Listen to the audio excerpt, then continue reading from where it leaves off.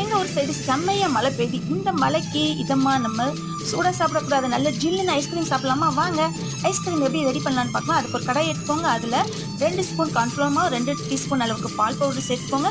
ஒரு 4 ஸ்பூன் அளவு சுகர் சேர்த்துக்கோங்க. ஒரு 3/4 கிளாஸ் பால், நல்லா திக்காக ஆறின பால், காய்ச்சி ஆறின பால் சேர்த்துக்கோங்க.